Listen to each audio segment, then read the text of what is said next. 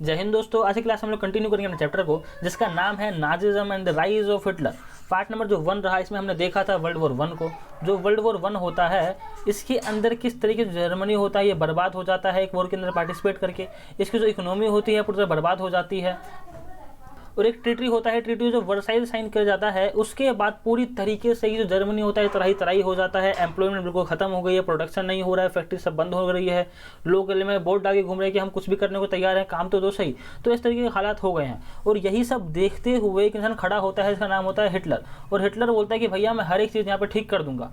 और हिटलर किस तरीके पावर को गेन करता है, क्योंकि आसान नहीं होगा हिटलर को पावर गेन करना, किस तरीके से हिटलर पावर गेन करता है। और उसके बाद एक वर्ल्ड वॉर 2 होता है जिसके बाद दुनिया जो होती है लगभग पूरी तरह से बदल जाती है। यहाँ पर इंडिया आज़ाद हो जाता है बिकॉज ऑफ वर्ल्ड वॉर 2। बहुत सारी चीज़ें यहाँ पर देखने को मिलेगी। तो ये पार्ट नंबर 2 है, किस तरीके से हिटलर है पावर को गेन करता है।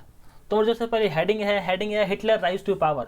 जो हिटलर है किस तरीके से राइज करता है, किस तरीके से ऊंचाई को छूता है। तो यहाँ पर जर्मनी के अंदर इकोनॉमिक क्राइसिस है, पॉलिटिकल क्राइसिस है एंड सोसाइटी के अंदर बहुत सारे प्रॉब्लम्स है।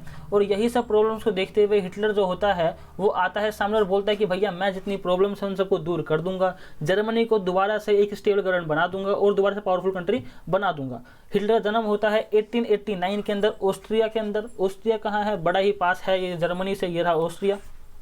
जो हिटलर होता है पार्टिसिपेट करता है in the world war 1 as a messenger. वो काम करता है खाली इधर से खबर उधर पहुंचाने का, उधर से खबर इधर पहुंचाने का। और इसको अवार्ड भी मिलता है, इसको मेडल मिलता है फॉर द ब्रेवरी, किसने बड़ी ही ईमानदारी से अपना काम किया, खबर इधर से उधर से पहुंचा दिया इसने। अब यहाँ पर क्या होता है, जब ट्रीटी ऑफ वर्साइल साइन किया जाता है उसके बाद जो जर्मनी होता है बर्बाद हो जाता है।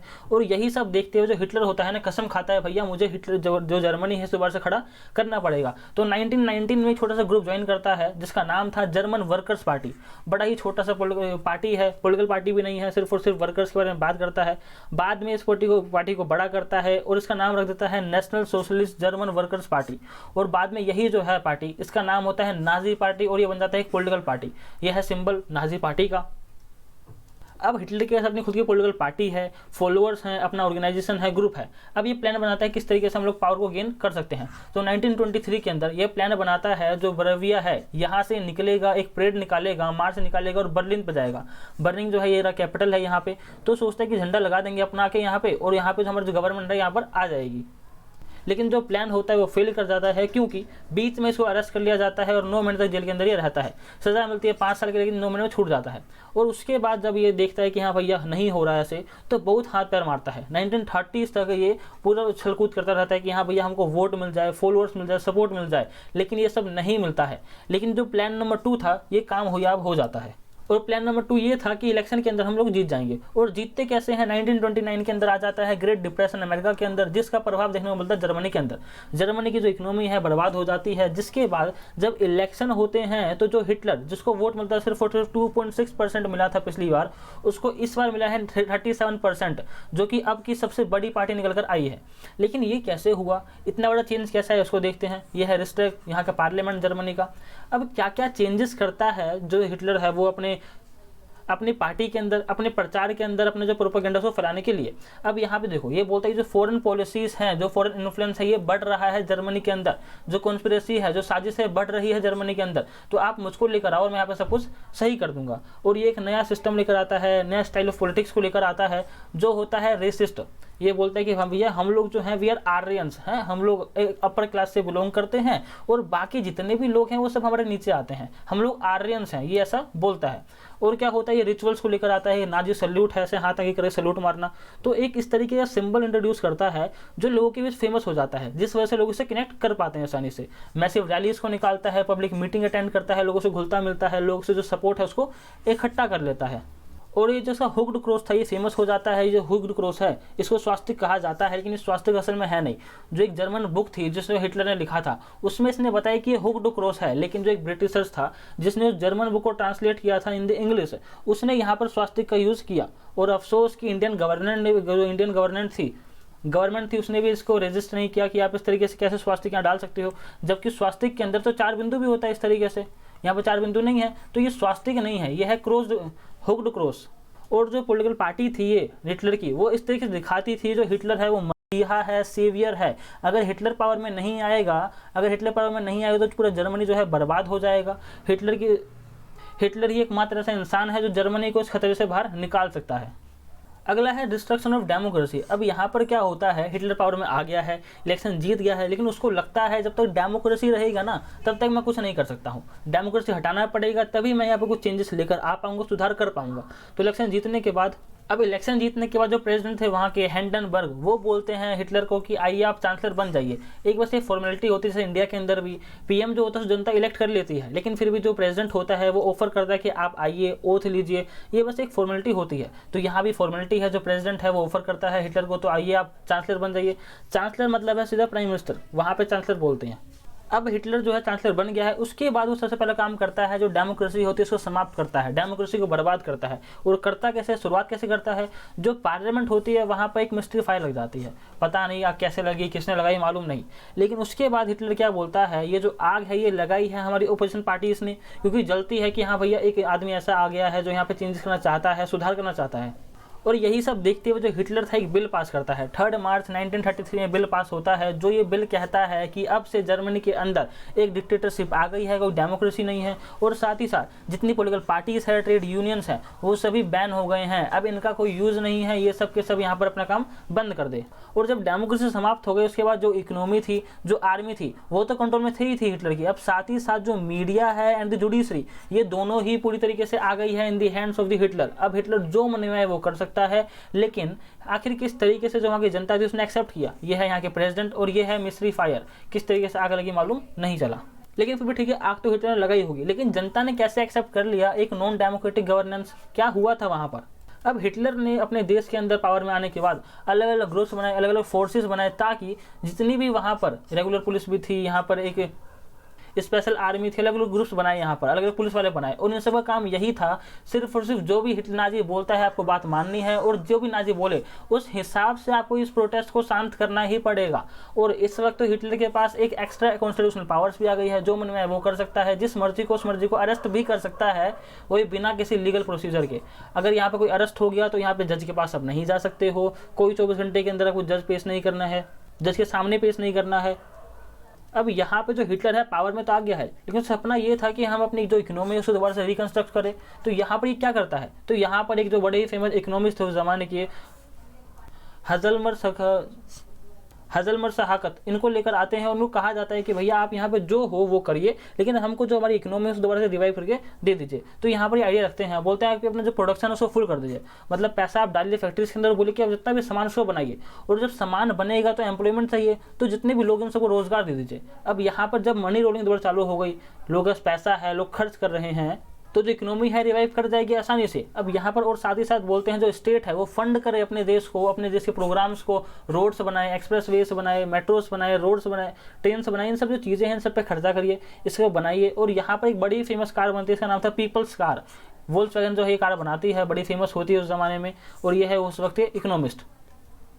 ठीक है, पैसा जो है जर्मनी कमाने लग गया है, हालात पहले से बेहतर हो गए हैं, लेकिन फॉरेन पॉलिसी का क्या इस तरीके से जो फॉरेन पॉलिसी इस पर काम किया जा रहा है। तो जो लीग ऑफ नेशन था इससे बाहर निकल गया 1933 में।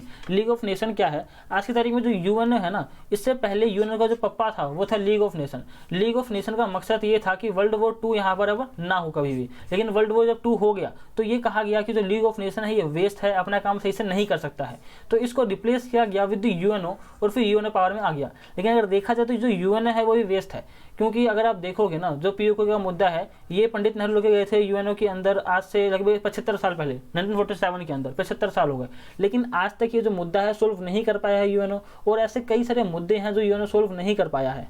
लेकिन हाँ ये भी बात है, ये सक्सेस भी है यूएनओ का कि जो तीसरा विश्व युद्ध है, जो 3rd वर्ल्ड वॉर है, अभी तक नहीं हुआ है, तो इस तरीके से सक्सेस भी है यूएनओ की। जो लीग ऑफ नेशन था ये एक फेलियर रहा, क्योंकि वर्ल्ड वॉर 2 यहाँ पर हो गया। तो जो लीग ऑफ नेशन था जो कहता था वर्ल्ड वॉर 2 नहीं होगा, वो यहाँ पर बाहर निकल गया, उससे जो जर्मनी से बाहर निकल गया। उसके बाद जो रेनलैंड था, ये जो एरिया था, दोबारा से कैप्चर कर लिया जर्मनी ने, कहा कि भैया हमको जो एरिया है हमको वापस चाहिए। स्लोगन लगाया गया, स्लोगन था 1 पीपल 1 एम्पायर 1 लीडर। ये जो पूरा जर्मनी है, ये जो पूरा ऑस्ट्रिया है, ये पूरा का पूरा एक एम्पायर बनेगा, यहाँ के लोग एक ही रहेंगे, और यहाँ पे सिर्फ और सिर्फ एक ही लीडर रहेगा जो कि रहेगा हिटलर। इस आइडिया के साथ हिटलर ने रूल किया, यहाँ पे चेंजेस लेकर आया। लेकिन वो तो ठीक है, बाकी जो पावर्स हैं, यहाँ पे फ्रांस है, यहाँ पे यूके है, यहाँ पे बेल्जियम है, वहाँ पे अमेरिका है या रसिया है, ये सब कुछ कर क्यों नहीं रहे हैं, डरते हैं क्या जर्मनी से? लेकिन डरते नहीं है। यहाँ पे दिक्कत ये है ना, इन्होंने कहा कि जो वर्सल ट्रीटी हुई है वो जो हार्श थी, हमने तंग किया है जर्मनी को, तो हाथ पर मारेगा, चलो मारने तो कोई बात नहीं, बच्चा है कुछ नहीं कर पाएगा, ये सोच के इन्होंने कुछ कहा नहीं। जब यहाँ पर किसी पावर ने कुछ बोला नहीं तो हिटलर ने बोला चलो ठीक है और आगे बढ़ते हैं। हिटलर ने कहा कि हम लोग इन्वेस्ट करेंगे, अब लोग वेपन्स पे, हम लोग हथियार बनाएंगे। जो इस चीज़ को मना भी किया था इकोनॉमिस्ट ने कहा कि नहीं भैया आप ये चीज़ मत करिए, लेकिन फिर भी हिटलर करता है। जिसके बाद जो इकोनॉमिस्ट था रिजाइन कर देता है, बोलता है कि नहीं भैया मैं आप ये काम नहीं करूँगा, क्योंकि अब आप कहीं और जा रहे हो, किसी और फील्ड में जा रहे हो और हमारी जो ज़रूरत है इस वक्त कुछ और है। अब यहाँ पर क्या होता है, जर्मनी बोलता है कि हमको अपना एक्सपेंशन करना पड़ेगा, हमारा जो एरिया है उसको बढ़ाना पड़ेगा, तभी हम जो है शक्तिशाली बन पाएंगे, एक सुपर पावर बन जाएंगे। और इसी एक्सपेंशन की वजह से जो हिटलर था ये घुस जाता है पोलैंड के अंदर और इन्वेड करता है पोलैंड को सितंबर 1939 के अंदर। और पोलैंड दोस्त था फ्रांस का और इंग्लैंड का, तो यहाँ पर फ्रांस और इंग्लैंड भी कूद जाते हैं वॉर के अंदर, और जिस वजह से अब यहाँ पे वॉर चालू हो जाती है। लेकिन ये वर्ल्ड वॉर जब 2 साइन होता है, चालू होता है, तो जर्मनी जानता है कि हाँ भैया मैं पिट जाऊँगा, अकेला हूँ, वो 3 देश है। और इसी वजह से सितंबर 1940 के अंदर एक ट्रिपटाइट पैक्ट साइन होता है, जिसके अंदर जर्मनी, इटली, जापान, ये तीनों ही देश जो है एक फ्रेंडली कंट्रीज हैं और वर्ल्ड वॉर 2 के अंदर ये तीनों ही एक साथ रहेंगे। और 1940 के एंड के अंदर अगर देखोगे आप, तो हिटलर जो है ना, इसकी पावर जो थी एकदम पीक पर थी, मतलब एकदम भी पैनिक कर चुका था ये। और अगर देखोगे जर्मनी को अंदर, तो जर्मनी यहाँ पर अटैक करता था ब्रिटेन को, जीत भी रहा था, फ्रांस से जीत रहा था, हर तरफ से जीत रहा था, पोलैंड से भी जीत रहा था। और ब्रिटेन के ऊपर तो जर्मनी ने 2 महीने तक रात दिन बम बरसाना चालू कर दिए। अब यहाँ पर हुआ कैसे ना, जो ब्रिटेन था ना, प्लेन और पायलट दोनों बराबर थे, लेकिन यहाँ पर जर्मनी के पास ना जितने प्लेन थे उससे ज़्यादा यहाँ पे पायलट थे। तो यहाँ पर जो पायलट दिन में बम गिराता वो रात को सोता, और जो प्लेन जो पायलट जो रात को बम गिराता वो दिन में सोता। तो यहाँ पर एक पार्ट टाइम लोग पढ़ते थे कि हाँ दिन और रात इस तरीके से यहाँ पर शिफ्ट में काम चल रहा था। लेकिन ब्रिटेन के पास दोनों बराबर थे, तो यहाँ पर पायलट जो थे दिन में बम गिरा रहे हैं, रात को बम गिरा रहे हैं, फिर सुबह सोना पड़ेगा उनको, थक जाते हैं पायलट भी। तो यहाँ पर जो जर्मनी था वो जीत रहा था आसानी से। लेकिन जो जर्मनी था वो गलती तब करता है जब ये घुस जाता है यूएसएसआर के अंदर। यूएसएसआर जो था सुपर पावर था उस जमाने में, आज भी जो रसिया है बड़े पावरफुल कंट्री है, तो यहाँ पर अटैक कर देता है सोवियत यूनियन को जून 94 के अंदर। इसे लगता है कि हाँ भैया जीत ही जाएंगे, या ज़्यादा मुश्किल तो होगा नहीं, जर्मनी है हम तो जीत ही जाएंगे। अब इसी जोश में घुस जाता है।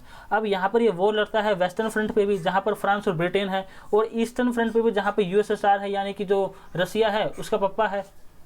और यहाँ पर जो यूएसएसआर की जो आर्मी होती है जिसका नाम होता है सोवियत रेड आर्मी, ये घुस जाती है बेल्जियम के अंदर। बेल्जियम है कैपिटल, और ये है उसकी इमेज, किस तरीके से ये झंडा अपने लहरा देती है कि अब से ये जो एरिया है ये हमारा हो गया, अब आप जाओ बाहर के अंदर।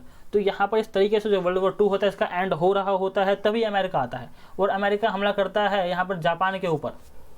लेकिन जो यहाँ जापान होता है ना, ये पहले यहाँ पे मारता है अमेरिका को, ये जाता है अमेरिका के ऊपर अटैक कर देता है, जो नेवल बेस होता है इसका पेरेल हार्बर के अंदर, यहाँ पर जाके बम पे अटैक कर देता है। अब यहाँ पर इतने सारे इसके फाइटर जेट होते हैं अमेरिका के, जितना आज इंडिया का पूरा एयरबेस है ना, जितना पूरा इंडिया का एयरफोर्स है, उतना यहाँ पे फाइटर जेट बर्बाद कर देता है जापान। उसके बाद जो अमेरिका होता है लगती है मिर्ची। अब अमेरिका बोलता है चलो देख लेंगे। अब जापान भी सोचता है कि बम ही गिराएगा ज़्यादा देख लियो, तो यहाँ पर युद्ध हो ही रहा है, बम तो गिराना ही है। लेकिन यहाँ पर अमेरिका के हाथ में लग गया था न्यूक्लियर बम। अब यहाँ पर 6 और 9 मई को यहाँ पर गिराता है हिरोशिमा नागासाकी पे न्यूक्लियर अटैक होता है। जो न्यूक्लियर बम होता है इसमें ज़्यादा कुछ होता नहीं है, सिर्फ और सिर्फ ऐसा होता है रेडिएशन। अभी जो रेडिएशन होता है ना, दिक्कत इंसान को इस रेडिएशन से होता है, क्योंकि ये जो रेडिएशन है यही इंसान को मार देता है।